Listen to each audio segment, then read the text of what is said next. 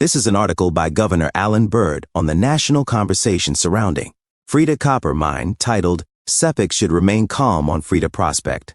Bird apologizes for the long write-up, but listen out till the end to grasp his smarts and insights as a former mining expert with BHP Billiton. It was published at 9 a.m., Friday, September 26, 2025 on Facebook. Please do not panic and do not get upset about the announcement from the PM. PMJM has made many big promises that have not materialized in the last 7 years. I have spent considerable time with Pan Aust directors, and I have listened to their presentations and read most of their technical documents, and so I am able to reach my own conclusions. I have also consulted with our own mining experts. Frieda River prospect is a technically and financially challenging project of very high risk and high cost, which is why it has not been developed to date. The ESPG has had its own independent analysis by world-class experts. So let me explain the major challenges by comparing a few technical aspects of Frieda with the top-tier fully operational mines, including the proposed Wafi-Golpu project in Marape. For this comparison, I will compare mines where both copper and gold are significant economic drivers. For this I would include 1. Grasberg, West Papua, the world's single largest gold reserve and a top-tier copper producer. 2. Cadia, Australia, a massive gold producer with very significant copper byproduct credit.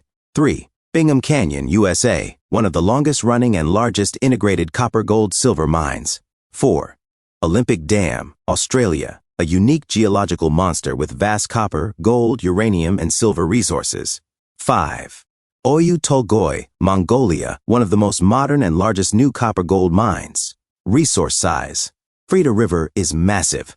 It contains approximately 2.9 billion tons of ore with 13 million tons of copper and 23 million ounces of gold. It is of similar scale to Oyu Tolgoi, greater than 40 ma copper, greater than 40 ma's gold. Frieda River's total contained metal places it in the same league as the world's largest deposits in terms of sheer volume. Frieda head grade is low.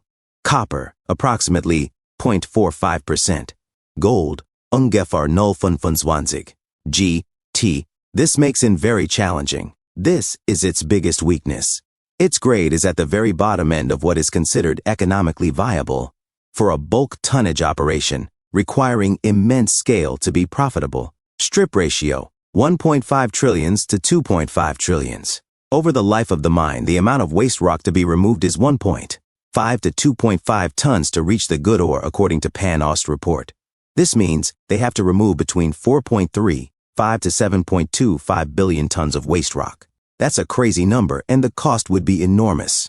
At $10 per ton moved, that will cost them around $2.5 billion a year just to move materials. It is also still at the development stage, advanced exploration feasibility, not an operating mine yet. It has been stuck in planning for decades. Frieda River requires approximately $10 plus billion capital investment before it produces a single pound of copper. Geography and infrastructure. It is extremely remote. The terrain is rugged with high rainfall. There is no existing infrastructure. The project requires building a mine, a township, and approximately 300 kilometers of pipeline road to the coast. This is Frieda River's greatest hurdle. The infrastructure cost is a massive part of the capex and a huge execution risk. Environmental and social risk. Extremely high. The proposal includes a massive tailings dam, which raises major concerns. All large mines have significant environment and social challenges. Frieda River is highly unfavorable. Frieda River's environmental and social license to operate is its most significant barrier. There is fierce local and international opposition. Key differences between Frieda River and other large mines in the world today. 1. Grade versus scale trade-off. Frieda River is a quintessential example of a low-grade, high-tonnage deposit. It has an enormous amount of rock, but the percentage of valuable metal in that rock is low. Grasberg's copper grade is nearly double the size of Frieda, and its gold grade is multiple times higher.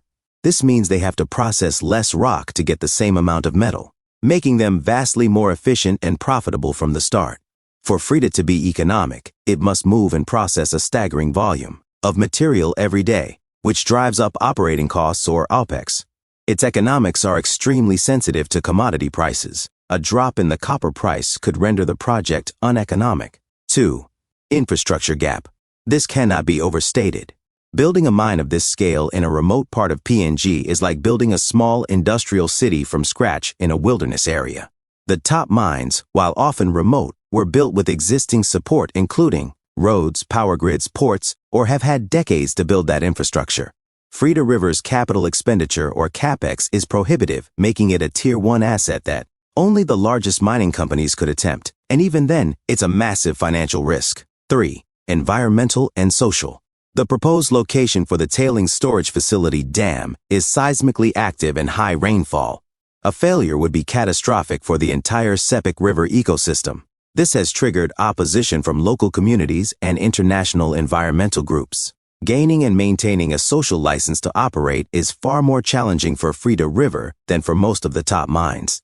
Wafi Golpu compared to Frieda River. Golpu is a giant Tier 1 resource with over 1.6 billion tons of ore containing enormous amounts of copper and gold.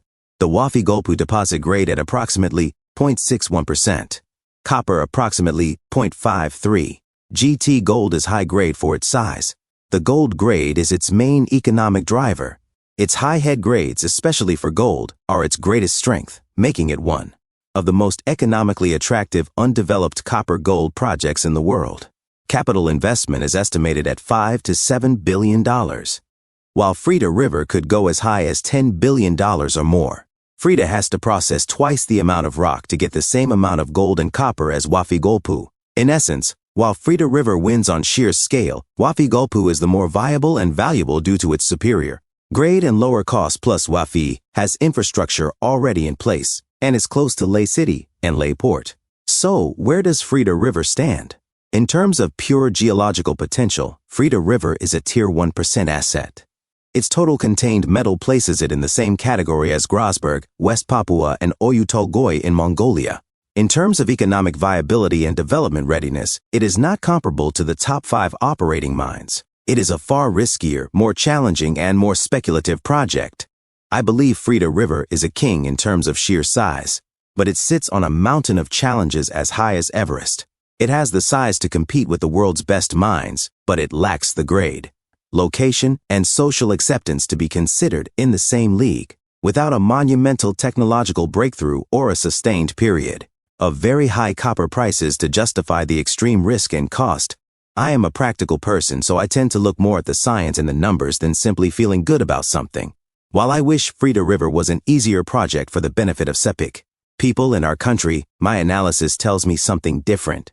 I am confident our analysis is similar to the analysis that Pan Aust's own engineers are telling them, and I would welcome any expert opinion that challenge my own in areas that I may have not considered.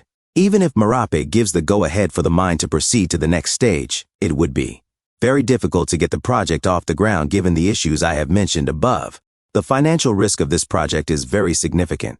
This is why the major mining houses have walked away from Frieda. So to my young people, please stay calm and do not panic. The numbers are not in favor of this project at this time. I apologize for the long write-up, but this is a highly technical project and requires much greater analysis than what I have here.